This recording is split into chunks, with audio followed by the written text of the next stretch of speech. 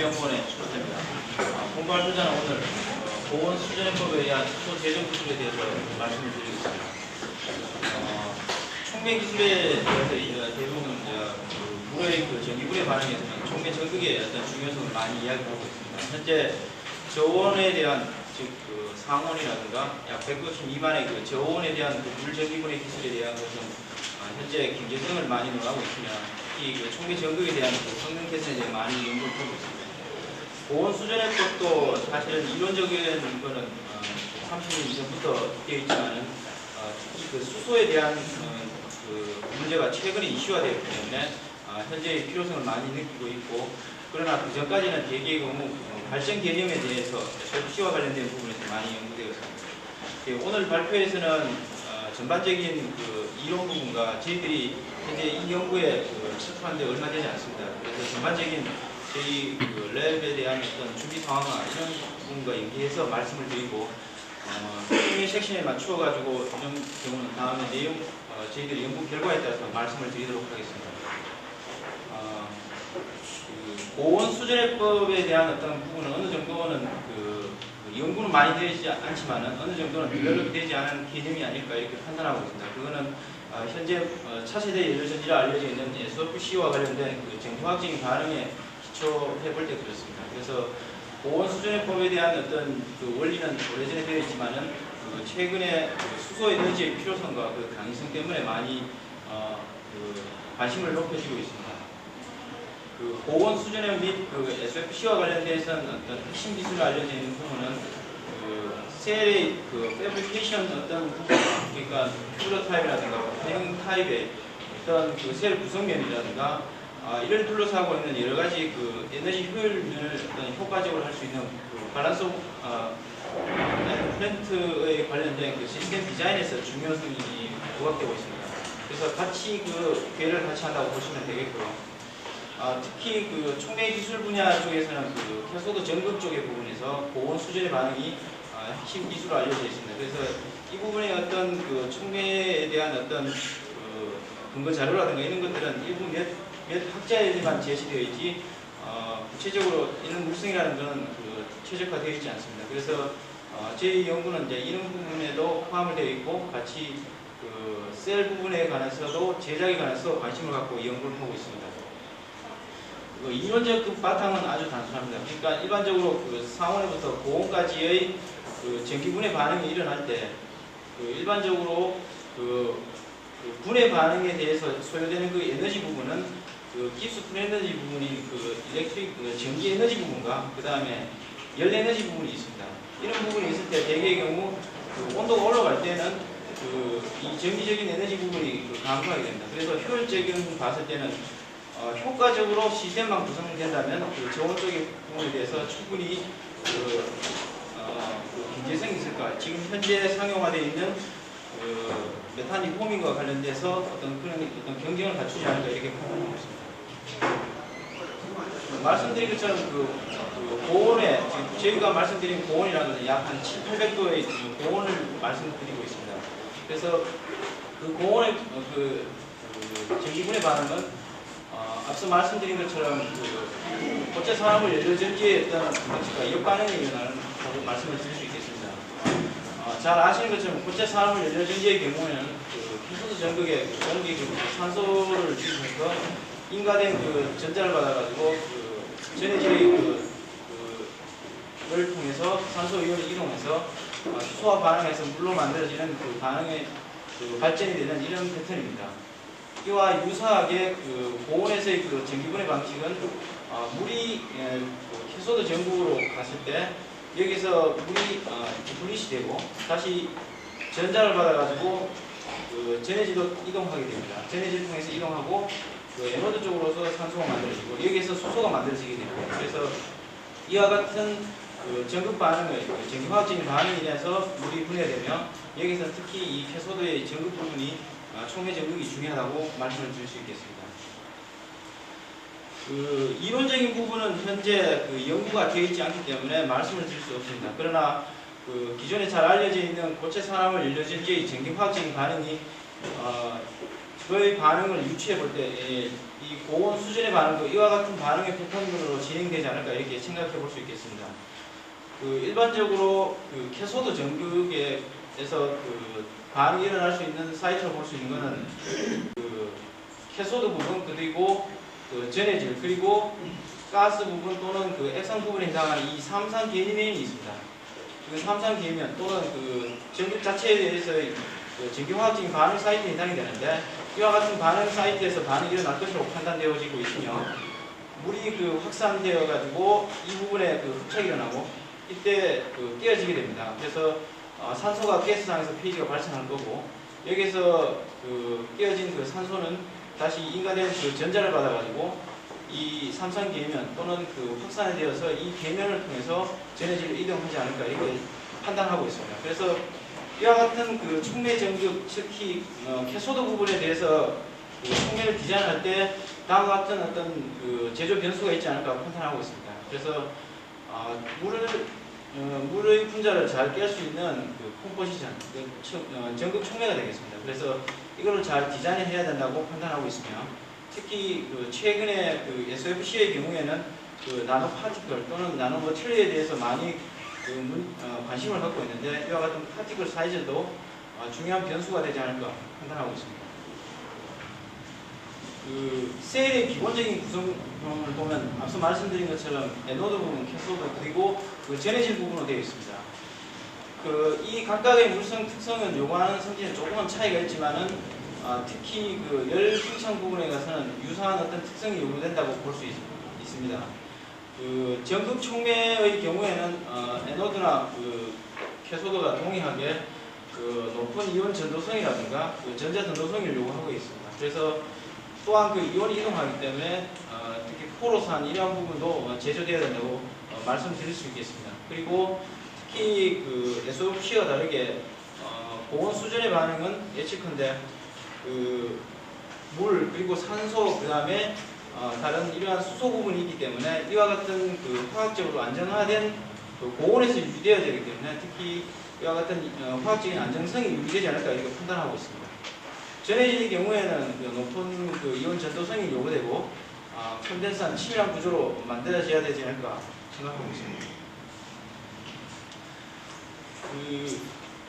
학술적인 어떤 논문 연구라든가 이런 부분은 앞서 말씀드린 것처럼 고온 수준의 반응에 대해서 제시된 물성이 그렇게 없습니다. 그러나 일부 그 조사된 문헌에 의하면 이렇게 한 5편으로 요약될 수 있다고 저는 보았습니다. 그리고 그 이상의 논문도 없기 때문에 일반적으로 그 캐소드 촉매의 경우에는 그 PTYC라든가 또는 니켈 YC 여기서 YC라는 것은 지르코니아를 고온에서 안정화시키기 위해서 이트리움을 한 8몰%로 제조한 그 물성입니다. 그래서 이와 같은 지르코니아 페이지에 그 티타늄, 그 플라티늄이라든가 또는 니켈 등에 실험한 정보가 대부분입니다.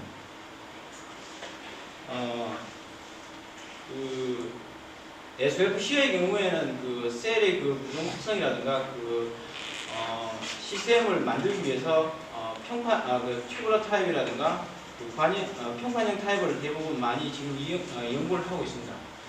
그 고온 수준의 반응도 결국은 어떠한 그 전기화학적인 반응의 어떤 셀을 구성해야 되기 때문에 그 SFC가 지금 응용하고 있는 패턴과 거의 유사하게 진행될 수 있을 거라고 보여지고 있습니다.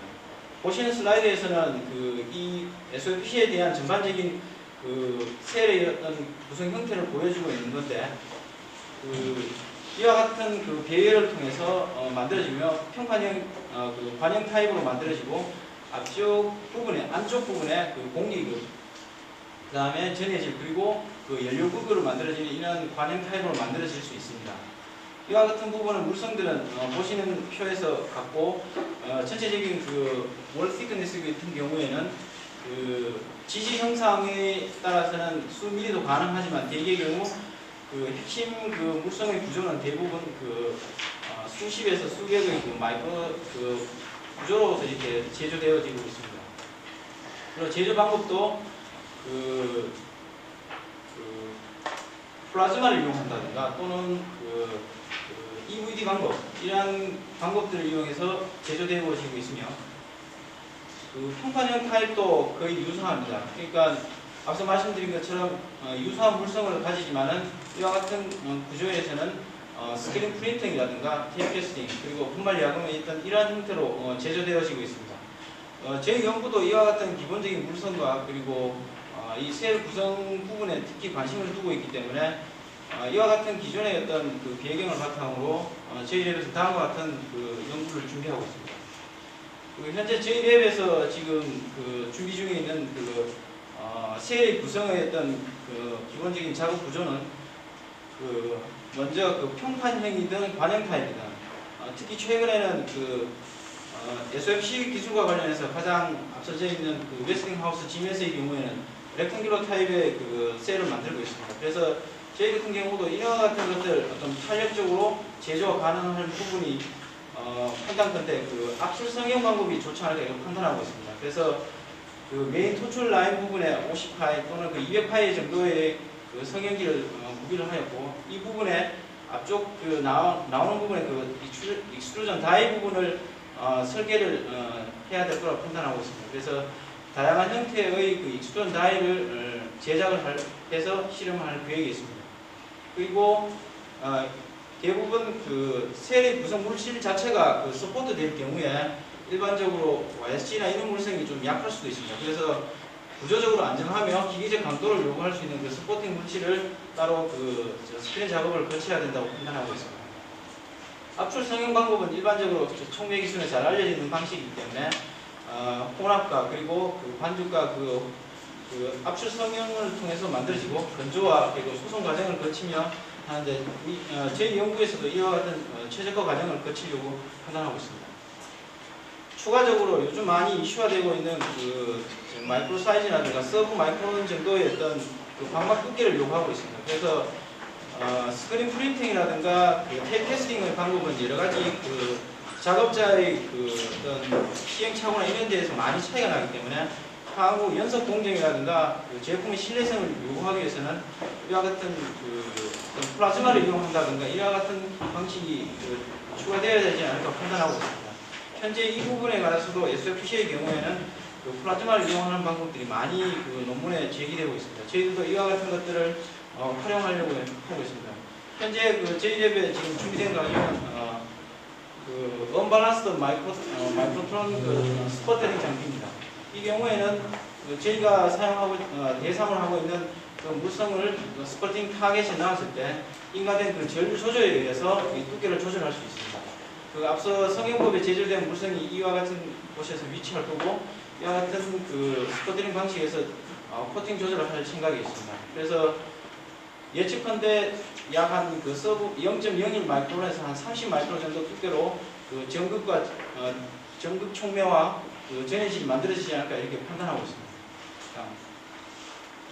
지금까지는 전반적인 그 저희들이 이 랩에서 지금 준비한 과정에 말씀을 드렸고 지금은 물성 그 선정 작업을 위해서 스크린 작업을 하면서 그 단위 셀을 만들어서 지금 실험을 하고 있습니다. 수소에 대한 그 발생 실험은 그 이제 제작이 되었기 때문에 추가적으로 진행이 될 것이며 셀을 만들어진 전반적인 내용에 대해서 간략하게 말씀을 드리겠습니다.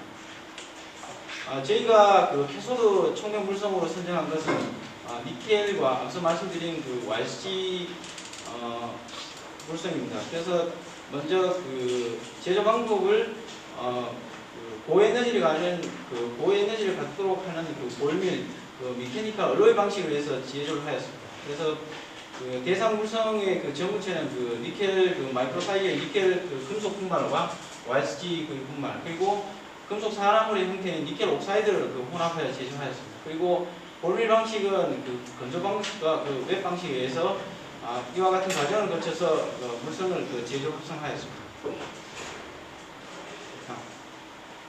앞서 제조된 이와 같은 그 촉매 물성을 단전지를 만들기 위해서 이와 같은 그 과정을 거쳤습니다.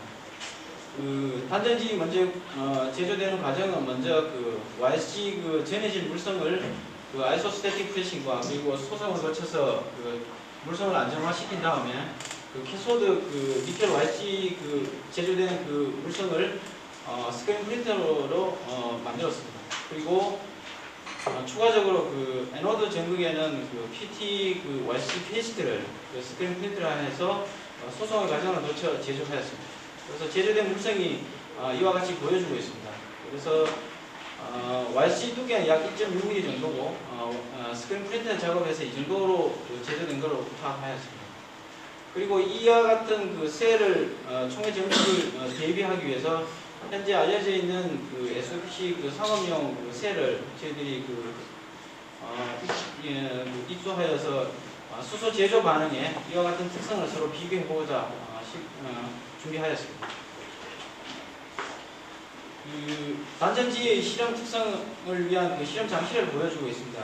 사진을 첨부하지 않았는데 전체적인 그 스킴을 말씀을 드리면 이쪽 부분에 그 전기화학 반응 장치이고 여기에서 주입하기 위해서는 물과 그리고 가스 공급 장치, 그리고 이쪽은 그 분석 장치를 보여주고 있습니다. 그 앞서 만들어진 그 단전지를 그 이중 그 반응기 리액터 타입에서 안착을 하고 실험을 하였는데, 안쪽에 그 알루미늄 퓨브 반응기를 이용하였고 바깥쪽에는 그 쿼츠 반응기를 이용하였습니다. 그래서 셀을 그 마운트한 상황에서 에노드 부분에서는 이제 알곤 가스 흘려주고서 나중에 여기서 발생된 산소를 지시로 분석을 할 거고, 이쪽 부분에서는 그 MFC 리퀴드 MFC를 가지고 공급을 하고 다시 알곤 가스로 해서 플로어에서 전기화학 반응을 시키고, 여기서 발생된 물은 미반응한 물 경우에는 그 분리를 통해서 쿨러에서 잡고 다시 이어서 산소의 농도를 분석하게 됩니다. 이 전반적인 그 반응기의 실험 구조는 이와 같습니다. 저희가 앞서 말씀드린 그 촉매 캐소드 전극에 대해서 그 볼밀법의 미케니컬 로이 방법에 의해서 제조된 그 캠 이미지와 그 포화 사이즈 분포를 보여주고 있습니다. 건조 방식과 웹 방식으로 만들었을 때 대체적으로 고른 낮은 고른 분포 및 파티클 사이즈의 작은 분포를 내는 게 웹 방식의 볼밀 방식인 걸 알았으며, 니켈 메탈 파우더의 YC를 했을 때 분포를 봤을 때는 좀 더 작은 미세 구조로 가짐을 하였습니다. 그래서 습식 방법에 의한 방법이 대체적으로 볼밀 방법에 의해서 대개의 경우 고른 물성 구조를 갖는 것으로 판단하였습니다.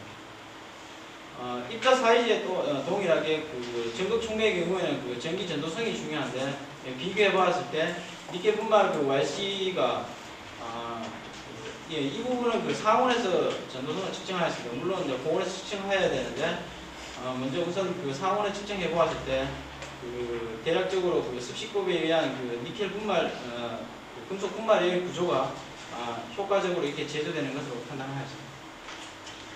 이상으로 전반적인 내용에 대해서 간략하게 말씀드렸고, 결론 부분만 간략하게 말씀을 드리겠습니다.